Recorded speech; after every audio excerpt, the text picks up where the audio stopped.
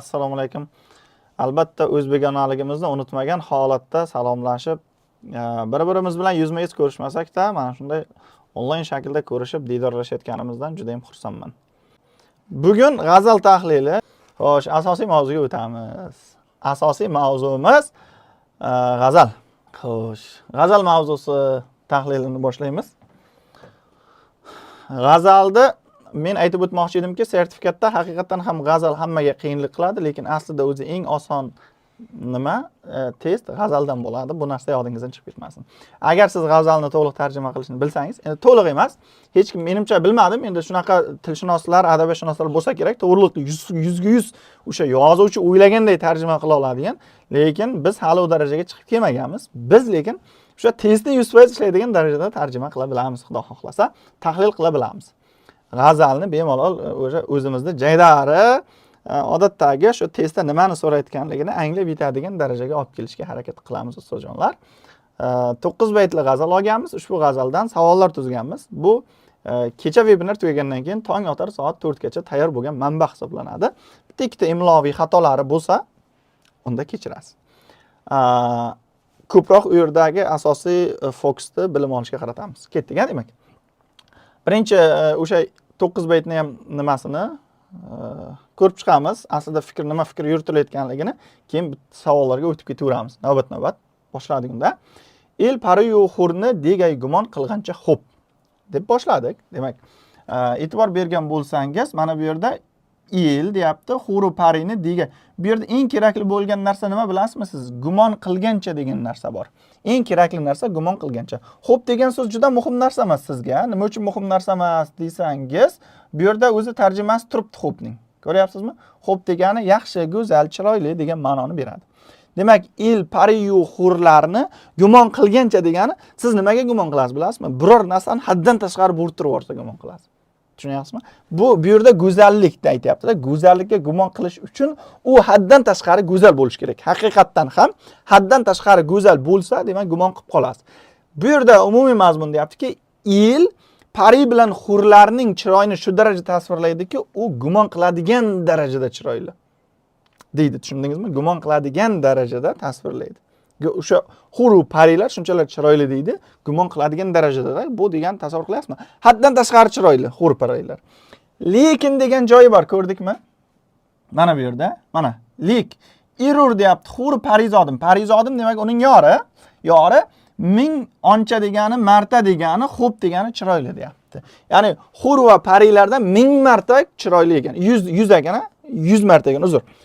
100 marta chiroyli demoqchi. Ya'ni huru parilarni insonlar tasavvur qilib bo'lmaydigan darajada chiroyli desa, mening yori mana shu tasavvur qilib bo'lmaydiganlardan 100 karra chiroyli degan izoh bor. Birinchi baytni tarjima qilib xuddi shunday holatga keltirib olganimizdan so'ng, ikkinchi qadamni eshitib turingizlar. G'azalda har doim birinchi baytni to'g'ri va aniq qilib olishingiz kerak bo'ladi. Bu o'zingiz tilingizga tarjima qilganingizda, o'zingiz tushunadigan darajaga keltirganingizda, nima uchun desangiz, sizga aytaman, qarang. Biror bir she'r yoki hikoya o'qisangiz, boshi qanday bo'lsa, demak oxiri ham shunday shaklda tugaydi. She'r boshlasangiz, bahor haqida boshlangan bo'lsa, she'r hech qachon qish bilan tugab qolmaydi. Bu tayin. Shuning uchun ham g'azalning dastlabki baytida qanday fikr ilgari surilayotgan bo'lsa, g'azalning so'ngigacha xuddi shunday fikrlar ilgari suriladi. Aksariyat g'azallarda. Esingizdan chiqmadi. Shuning uchun ham birinchi baytning asl o'zi umuman g'azalda maqsad, hozir maqsad mohiyatini to'g'ri tushunish kerak. Nima yoritiladi? G'azalda nima yoritilishini birinchi bayt bizga aytadi. O'sha birinchi baytning o'ziyoq tushuncha yetib boradi. Hozir g'azal tushunib yetdingiz, g'azalda o'z yorining, demak o'z yorining chiroyini tasvirlaydi. Boshdan oyoq o'sha chiroy bilan oid bo'lgan jumlalar bilan tugab ketadi. Bo'lishi mumkin chekinish bo'lishi mumkin. Oxiridan bitta oldingi baytda, begona baytda. Bu tabiiy holat, o'z nomi bilan begona bayt, g'azalda chekinish, dam oladigan vaqt kelishi mumkin. U yerda endi hozir kimdandir aytib qolishi mumkin, 8-baytga kelib boshqacha bo'lib qoldi-yu, chiroyini aytmadi-yu degan xulosalar kelishi mumkin. Lekin ungacha faqat o'sha yorning chiroyi haqida gap ketaveradi. Yodimizdan chiqmasin. Demak, g'azalda hozir haqiqatan ham o'z yorining chiroyi haqida gapirayotgan bo'ladi. Boshdan oxirigacha shunaqa shaklda ketamiz. Ketdik. Ikkinchisi. Davr ichida fitna ham ko'p degan, qarang. fitna ham ko'p deganda o'zimizda oddiy holatda ko'p mana. Davr ichida deganda demak dunyoda fitna ko'p, lekin xo'p ham bexat va lekin degani. Bexat ya'ni xo'p degani go'zallar. Shunaqa tushunaylik, xo'pni go'zallar shunaqa shaklda. Fitna qiluvchilar va fitnalar. Fitnalar va fitna qiluvchilar degan ishora bor. Dunyoda fitnalar ko'p. Fitna qiluvchilar ham bexat, juda ham cheksiz. Fitna qiluvchilar ham juda ham cheksiz. Bo'lmag'ay mingdan biri ul sarfitnai davroncha xo'p deganda pastda sarfitnaning tarjimasi turibdi. Lug'atda ko'rdingizmi? Sarfitnaning tarjimasi fitna qo'zg'atuvchilar degan ma'noda, ya'ni yoriga nisbatan fitna qo'zg'atuvchilar. Bu narsada nima deb tushunishimiz kerakki, bo'lmag'ay mingdan biri, mingtadan biri bo'lmaydi. Ul fitna qo'zg'atuvchilar davroncha xo'p degan, ya'ni o'sha dunyodagi fitna va fitna qiluvchilar, fitnalar yorimga qilingan fitnalarning oldida mingdan biri demoqchi. Buni yoriga qilingan fitnalarning oldida mingdan biri ekan, o'sha go'zal yoriga qilingan fitna. Yana o'sha chiroy haqida, o'sha chiroyiga qilinayotgan fitnalar, ya'ni yori chiroyli, yorini chiroyli emas yoki unaqa darajada emas degan fitnalar uyushtirilayotganlik haqida gap ketyapti. 3-baytga qaraymiz. Demak, kun bilan tun bilamiz, eng go'zallikning ishorasi kun bilan tun. Bu yerda aytayaptiki, yuz bilan xatingcha pastda tarjimasi turibdi. Labning ustidagi tuklar. Ya'ni yuzing va labing ustidagi tuklarchalik xo'p degan so'zni tarjimasini bilamiz. Chiroyli, ermas, yaqin degani, ya'ni tenglasha olmaydi, chiroy sohasida tenglasha olmaydi. Yaqinlasha olmaydi demoqchi. Kun bilan tunning chiroyi qanchalik go'zallik, to'g'rimi? Kun bilan tunning almashish holatlar qanaqa chiroyli? Shuning chiroyi sening yuzing bilan xatingchalik, ya'ni labing ustidagi tukchalik chiroyli emas ular chiroy. Ya'ni seni tenglasha olmaydi, teng qila olmaymiz. Sen undan ham chiroylisan demoqchi. Tushunyapsizmi? Yuzi yorini chiroyli deb tasvirlayapti. Bo'lsa deyapti, ehtimol bo'lsa degani bilamiz, shartmaylar kelyapti. Bo'lishi mumkin. Gulchanda bo'lg'aylar, qarang, ehtimol deyapti, gulchanda bo'lg'ay, gulu rayhoncha xo'p. Gul bilan rayhonchalik chiroyli bo'lishi mumkin.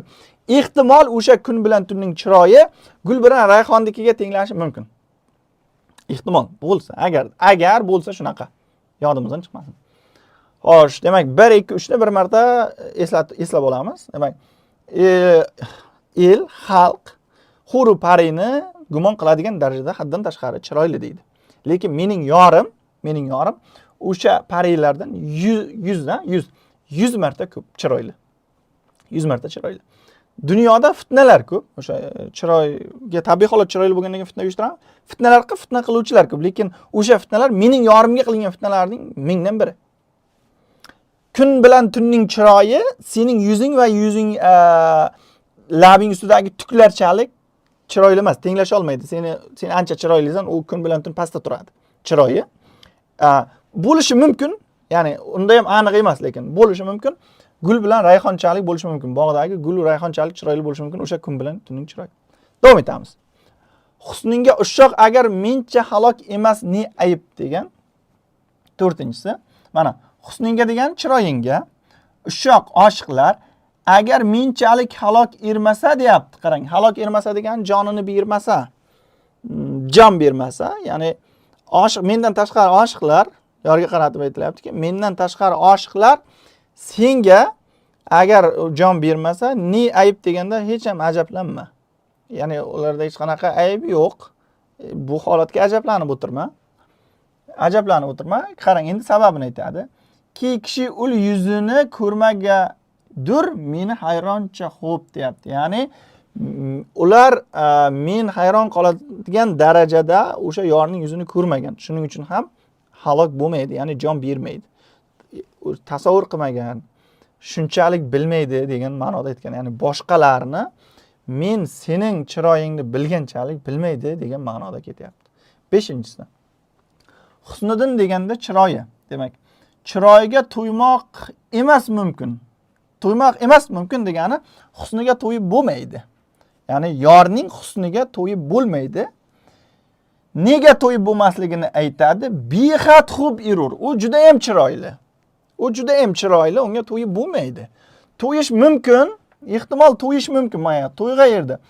agar bo'lsa edi degani, demak agar shart mayli bilan kelyapti. Yusuf kanoncha xo'p degani, Yusufchalik chiroyli bo'lganda bo'lish mumkin edi. Lekin hozir bo'lmaydi. Tushunasizmi? Hozir to'yib bo'lmaydi. Hozirgi chiroyiga to'yib bo'lmaydi. Chunki u haddan tashqari chiroyli. To'yish mumkin, agar to'yish mumkin bo'lardi, qachonki u Yusufchalik chiroyli bo'lganda, bu hozir Yusufdan ham chiroyli. Tushunyapsizmi? Yusufdan ham chiroyli, tasavvur qilib bo'lmaydigan darajada. 6-baytimizda. Ey ko'ngil, murojaat qilyapti. Farhod bilan Majnun bo'lg'ay edi bizchalik zor. Farhod bilan Majnun bizchalik zor bo'lardi ishq dodida. Qachonki Layli, mana bu yerda yozgan, qarang. Layli bilan Shirin bizning jononcha xo'p bo'lganda. Layli bilan Shirin mening o'sha yorimchalik chiroyli bo'lganda edi. Farhod bilan Majnun mendek o'rtanar edi. Xuddi shu oshiqlardek o'rtanar edi deb tasvirlagan. Yodimizdan chiqmasin. 7-si. Demak, bu tark ishq etar va'da yolg'on qilsa yor deyapti. Demak, aslida o'zi agar yor o'sha va'dalarini yolg'on qilsa, yolg'on va'dalar bersa, ishq tark etadi uni. Ishq undan tark etadi. Qarang, qilsa bo'lmas deyapti. Qilib bo'lmaydi, bitta holatda qilib bo'lmaydi. Qachonki, qarang, agar yori ul va'dasi yolg'onchalik xo'p bo'lsa, o'sha shu darajada o'zini yorini aytayapti-da, meni yorim va'dasi yolg'onchi, chiroyli yor, undan kechib bo'lmaydi. Ya'ni o'zi aslida yuqorida aytgan-ku, va'dasi yolg'onchi yordan kechiladi, ishq tark etib ketadi, deyapti.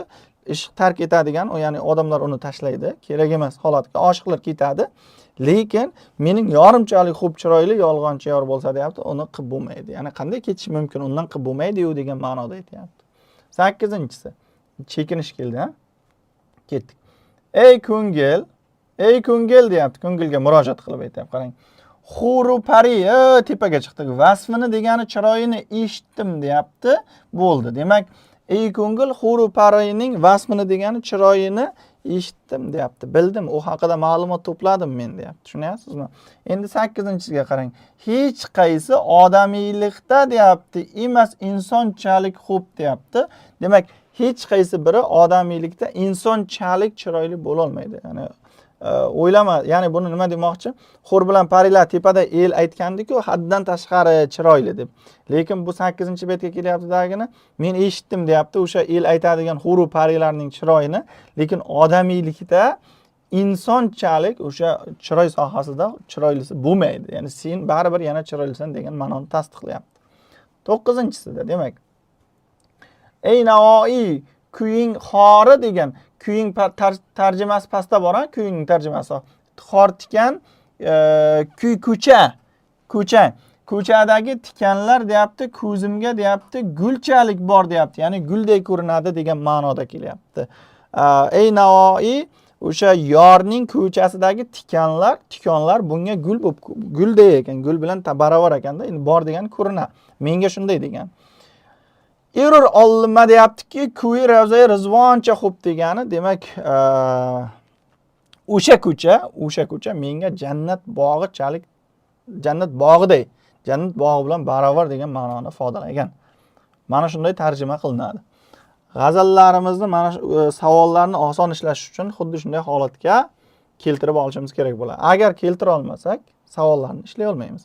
Agar siz shunday holatga keltirsangiz, aniq savollarga yechim bera olasiz. Aynan g'azaldan kelgan savollarga yechim. Agar shunday qilsangiz, sizda milliy sertifikatning eng osoni o'sha g'azalning savollarini ishlash bo'ladi. Eng osoni g'azalning savollarini ishlash. Undan osoni bo'lmaydi. Masalan, matnda ham berkitilgan jumlalar ko'p. Grammatikada ham berkitilgan nuqtalar ko'p bo'ladi. G'azalda bunday shu holatga keltirilgandan keyin berkitilgan nuqtani o'zi qolmaydi. Siz hammasini bemalol bilib turgan bo'lasiz va to'g'ridan-to'g'ri savollarni 100% ishlaydigan darajada bo'lasiz. Tushunarli? Mana bu g'azallarni qisman qilib olgan tarjimamiz. Ana endi o'chiramiz, chunki savollarni ishlash uchun har birini alohida ko'rsatib o'tishim kerak bo'ladi. Butunlay o'chirib yuboring. Mana shu yozganlarimizdan. Mana, rahmat. Operatorimizga rahmat. Mana o'chirib berdi, tozalab, chunki hozir savollarga o'tgan paytimizda har biriga yana qaytadan chizishimizga to'g'ri keladi. Savollarga o'tishga tayyormisiz? G'azalni ana endi xuddi shunday 5 ta savol, 5 ta savolni g'azalni o'zini tarjima qilgandan keyin ana endi sizda ishlashda menimcha hech qanaqa muammo bo'lmaydi. Ana endi g'azaldan kelgan savol, imloviy xatolar bo'lishi mumkin, qo'lda terilgan bu narsalar hammasi kechasi soat 2-3larda xato bo'lganda ham ustozniki bo'ladi. Begonaniki bo'lmaydi. G'azalda matla haqidagi quyidagi fikrlardan qaysi biri noto'g'ri degan. Matla haqidagi fikrlar noto'g'ri degan. Matla bu yodimizdan chiqib ketmasin, bu birinchi bayt. O'sha birinchi bayt haqidagi xatolar qaysi fikr noto'g'ri deyapti. Bu yerni o'qib ko'rganingizda, demak, A javobda xalq hurni go'zal deb o'ylaydi. Haqiqat xalq hurlarni, pari bilan hurlarni go'zal deb o'ylaydi. A javob. B javobda oshiqning parisi parilardek go'zal deydi. Parilardan ham go'zal. Parilar degan emas, parilardan ham go'zal. Parilar va mening parizodim birdek go'zal deydi C javobda. D javobda hurlardan pari 100 qatla, ya'ni ko'proq, oncha go'zal deb o'ylaydi. Shunda ana endi kommentariyada yozingchi javob qaysi bo'ladi? A, B, C, D qaysi javob bo'ladi? Kommentariyada javoblaringizni kutaman. Kommentariyada mana shularning qaysi biri bo'ladi? E'tibor bilan berib qarang. Xalq hurlarni go'zal deydi. Oshiqning parisi parilardan go'zal. Parilar parizodim bilan birdek go'zal. Hurlardan pari 100 qatra go'zal. Noto'g'ri hukmni topishimiz kerak bizlar. Esimizdan chiqib ketmasin. Noto'g'ri hukm. Javobni ayting. Ana endi baytga qaytaraman. Ana g'azalga qaytardim, qarangizlar.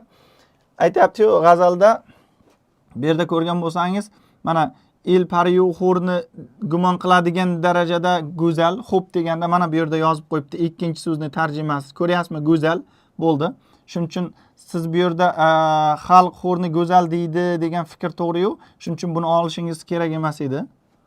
Xo'sh, B javobda oshiq parilardan ham go'zal degan, haqiqatan ham ikkinchi misrada bor edi bu narsa.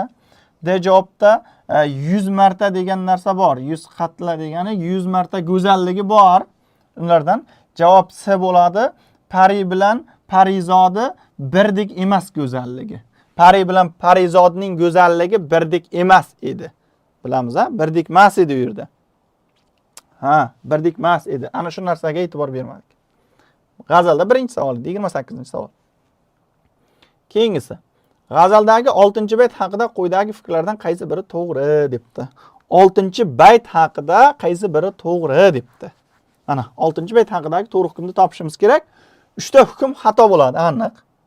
Demak, Shirin chekkan nola yorni nolasi bilan teng deyapti. Shirindagi yordiki bilan teng ekan. Mana shu yerda eng muhim narsa nima bilasizmi? Shirin bo'lish kerak, keyin yor bo'lish kerak, teng degan narsa bo'lish kerak. Asosiy sizni kalit hisoblanadigan. Bu yerda keyin bu yerda Layli bilan Shirin ishqning yo'lida sarson deb qo'yish kerak. Bo'ldi, turadi. Keyingisi Layli bilan Shirin go'zalligi dunyoda tengsiz holatga olib keltiriladi.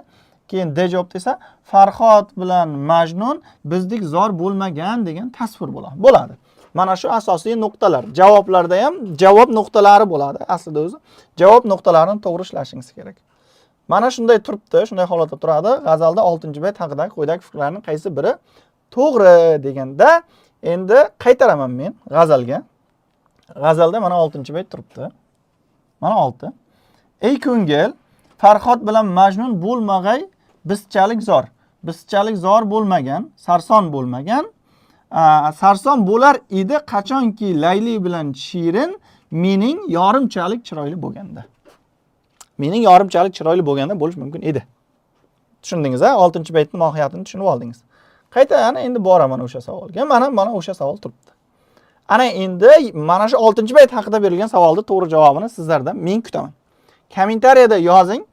Ana endi buning javobi qaysi bo'ladi? Buning javobi qaysi bo'ladi? Shirin chekkan nola yorning nolasi bilan teng debdi. Hech qanaqa nolasi bilan teng emas. Tenglasha olmaydi. Umuman o'zi bunaqa holatning o'zi yo'q. B javobda Layli bilan Shirin ishq yo'lida sarson emas. Hech qanaqa sarson emas. C javobda Layli bilan Shirin go'zallikda, demak, dunyoda tengsiz degan. Dunyoda tengsiz emas, chunki uning yori ulardan go'zalroq tasvirlangan. D javobda Farhod bilan Majnun bizdek zor bo'lmagan degan, haqiqatan ham xuddi shulardek zor bo'lmagan. Javob shunda yodimizdan chiqib ketmasin, D bo'ladi. Esimizdan chiqib ketmasin. G'azalning ikkinchi qismi edi bu. G'azalda ikkinchi savol. Yaxshi. G'azaldan ikkita savol ko'rdik. G'azalni tarjima qilib o'zimizga moslashtirib, keyin test ishlasak osonmikan, qiyinmikan? Kommentariyada yozingchi. Keyin 3-4 qolgan savollarni ko'rib o'tamiz. Ana endi siz yozing. Mana ikkita savolni ko'rsatdim men. G'azalni o'zimizga moslashtirgandan keyin uning savolini ishlash osonmi, qiyinmi? Buni kommentariyada yozing. Men kommentariyaga qarab turaman. Kommentariyada yozing. Aynan g'azalni birinchi to'laqonli tarjima, o'zimizga moslashtirish, shundan keyin savollarga tashlanish taktikasi bu osonmi, qiyinmi siz uchun? Xo'sh, kommentariyalar. Oson, muqaddas. Oson ekan Dilnoza. Oson ekan. Tushuna boshladim debdi-ku. Ishlasa oson ekan. Zo'r ketyapti ustoz. Zo'r. Oson albatta. Zo'r. Albatta. Bilmadim, endi 100 ga 100 bo'lmasligi mumkin, hammaga ham tushmasligi mumkin, lekin 99% insonga aniq bu metodika to'g'ri tushadi. Agarki g'azalda xuddi shunday qila olsangiz. Ketdik. Keyingi savolga tushamiz. G'azalda quyidagi fikrlardan qaysi biri aks etmagan eng azobli savol? Eng azobli savol. Bu savolni aniq bilaman. Eng azobli savol hamma baytni ko'rib chiqasan deganida, bu tushunyapsizmi? Qarib hamma baytni ko'rib chiqasan degan. Bu savol degan. G'azalni butun g'azalni so'rayaptimi? Demak, u siz o'zi tarjima qilgan bo'lishingiz.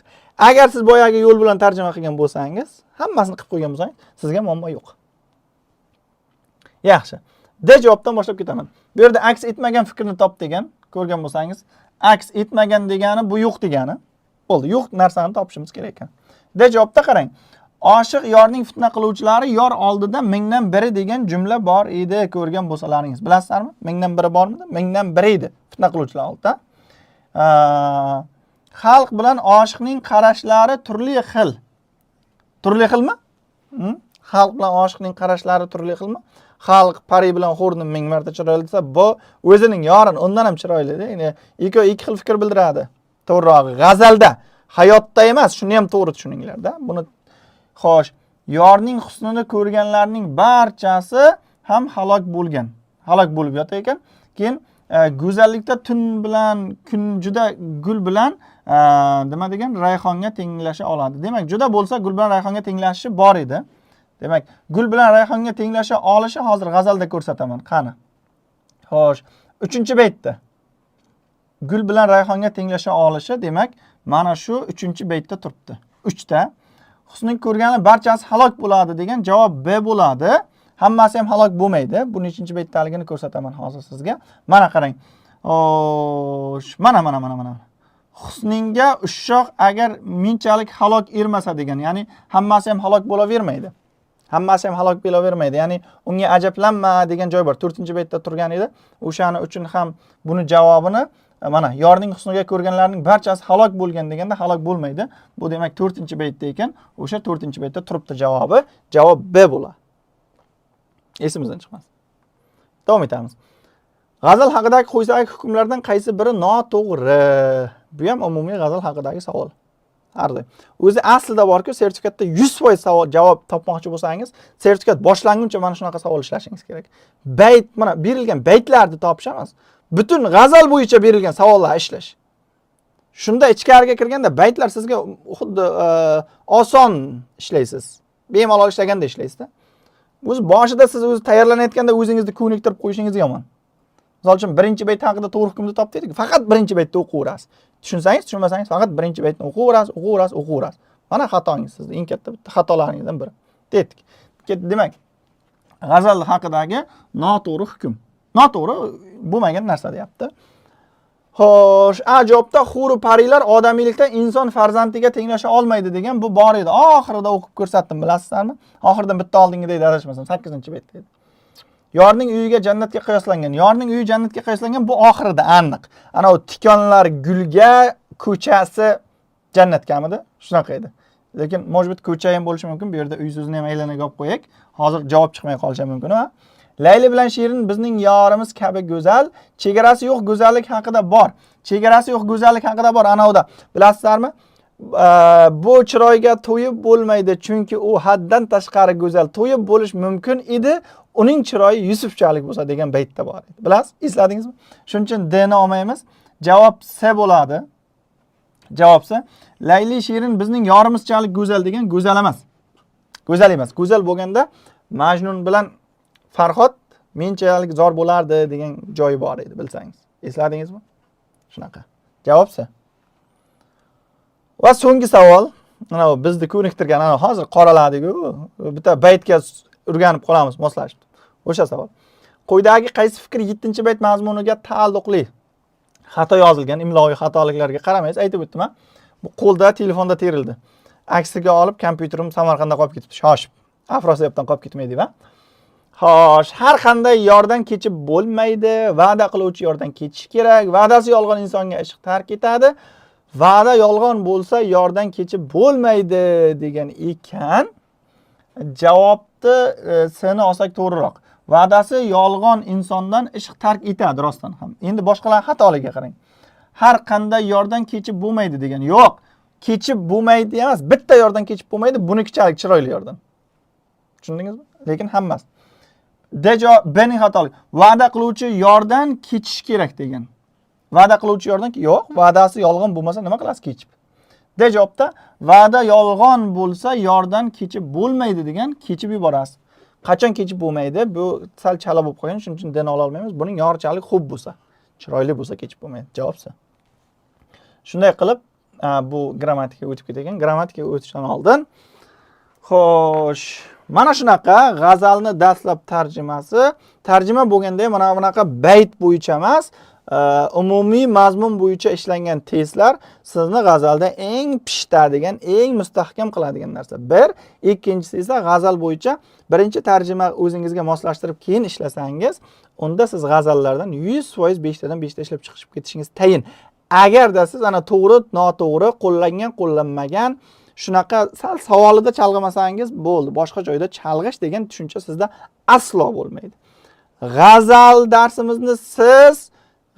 darsimizni mana shu g'azal darsimiz sizga yoqqan bo'lsa, grammatika darsimizdan o'tishdan oldin biz o'zimizni energiya bilan zaryadlab olamiz. Siz esa energiyani kommentariyada berasiz.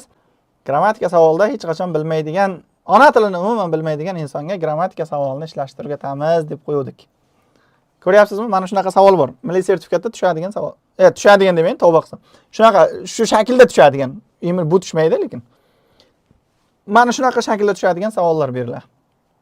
Grammatikada mana shunaqa shaklda tushadigan savollar beriladi. Grammatikada ko'rganlar bo'lsa kerak, mana shunaqa savol. Ya'ni gapda ajratib ko'rsatilgan so'z qaysi so'zga tobelanib kelgan, gapda ajratib ko'rsatilgan so'z bilan qaysi so'z teng munosabatda bog'langan. Hech qanaqa grammatik qoidalarsiz, hech qanaqa nazariyalarsiz, shunchaki bitta yo'l bilan ishlashtirib o'taman hozir. Hech qanaqa nazariyalarsiz. Buni ko'rganlar bormi? Yaxshi. Hech qanaqa nazariyalarsiz. Bitta yo'lda aytaman bo'ldi. O'sha yo'lni o'zingizga qabul qilib olsangiz yetarli. Mana shu savolni qarang. Ajoyib qilib tushuntiraman. Alloh siylasin ilmlaringizni. Kimdir agar mana shundan foyda ko'rsa, duo qilib qo'yasiz. Bu savolni ishlashda birinchi eng oson yo'l teskarisiga ishlash. Birinchi B ni javobini topib, keyin A ga qarab harakat qilish eng to'g'ri yo'l. Buni teskari ishlagan odamlar yaxshi ishlaydi, 100% to'g'ri ishlaydi. Qarang. Eshiting. Tizginlashga degan so'z ajratib ko'rsatilgan, bizga mana turibdi, to'g'rimi? Tizginlashga degan ajratib ko'rsatilgan so'z bilan B javobda aytilganki, teng munosabatda bog'langan so'zni top degan, mana. Teng munosabatda degan joyni top deyapti, to'g'rimi? Teng munosabatda bog'langan so'z tizginlashga degan so'zdan keyin o'ziga o'xshaydigan yana bir so'z bor. Xuddi mana tizginlashganing tarkibida ishga bormi? Xuddi shunaqa format bor yana. Haqiqatan ham sizlar o'ylayotgandek, yondashishga degan so'z bo'ladi. O'zi bilan bir xil bo'lgan so'zlar bu bir-biri bilan teng munosabatda bog'langan so'zlar deyiladi. Demak, B javobniki hozir yondashishga bo'ladi. B javob yondashishga. Qarang, eng yaxshi nuqtaga endi kelyapmiz. Ko'plar aytadi, "Men teng bog'langan so'zni topib olaman" deydi. Ha, bo'pti. To'xtab turing endi. Eng yaxshi joyni aytaman. Eng shirali joyiga keldik. Shirali joyiga keldik-da. O'sha teng bog'langan so'zni topa olasizmi? B javobni so'zni. Chunki teng bog'langan so'z ikkovi bir-biriga o'xshaydi-ku, shakliy jihatdan ham, qo'shimchalari ham bir xil bo'ladi-yu, teng bog'langan so'z. Ana endi eshitib turing. O'sha topgan so'zingiz qaysi so'zga tobelansa, ajratilgan so'z ham xuddi shu so'zga tobelanadi. Qoidani qaytaraman. Siz topgan so'zdan keyin qaysi so'z turgan bo'lsa, demak o'sha so'zga tobelanadi. To'g'ri, siz topgan so'z qaysi so'zga bog'lansa, tepada ajratilgan so'z ham xuddi shu so'zga bog'lanadi. Yondoshishga o'rgatilmaydi bo'ladi, qarang. Yondoshishga o'rgatilmaydi. Yondashishga o'rgatilmaydi. Javob o'rgatilmaydi bo'ladi. Siz tepadagi tizginlashgan so'zini o'rgatilmaydigagacha olib kela olmaysiz. Aksariyat o'quvchi ichkarida talvasaga tushib olib kela olmay qoladi. Bilimini ham ishlata olmay qoladi. Eshiting. B javobni topamiz birinchi. Teng bog'langan so'zni topamiz. Teng bog'langan so'z, ya'ni biz topib olgan, gapda topib olgan so'zimiz qaysi so'zga bog'lansa, javobga o'sha so'zni yozib qo'yaveramiz. Esimizdan chiqmasin. Uni tizginlashgani o'rgatilmaydiga olib kelish qiyin. Rostdan ham qiyin. Qiyinchilik tug'diradi. Shungacha olib bog'lab olish. Lekin yondoshganni o'rgatilmaydiga olib kelsa bo'ladi-yu, o'zi yonma-yon turibdi. Shuni tizginlashga ham kelib shunga bog'lanadi. Tushundingizmi? Xuddi shunday. Tepada ana egizlardayda, xuddi bu egizlarga o'xshaydi, Hasan Husanga. Tushundingizmi? Hasan tepada turibdi, Husan pastda turibdi. Deylik, ha? Onasini topmoqchi bo'lsangiz, shu onasiga yaqinroqga qarang, degan gap. Shu yaqin ikkovini topdingiz, bo'ldi, uniki ham onasi o'sha bo'ladi, o'shanga olib kelasiz. Tobiy bog'lanish deganda javobning formulasini shunaqa shaklda ishlang. Har doim. Birinchi B ni ishlang, teng bog'langanini ishlang. Teng bog'langanini topib olganingizdan keyin o'sha topgan so'zingiz tobelanganiga qarang. Ajratilgan so'zga emas, topgan so'zingiz qaysi biriga tobelansa, ana shu ajratilgan ham shunga keladi. Tushunarlimi? Mana shu savolga o'zlaring bitta baho berib yuboringlar. Mana shu savolning ishlanishiga kommentariyada baho berib yuboring. Qanday? Xuddi shunday. Har bir savolni shunaqa texnika bilan ishlasa qanday deysiz? 44 ta savolda ham xuddi shunaqa texnikada. G'azalda boyag'inaqa texnikada har birining o'zining texnikasi bor. To'g'ri ishlash, yaxshi ishlash texnikasidan foydalanish kerak. Foydalangan inson albatta tezroq, boshqalardan ko'ra ilgariroq natija qiladi.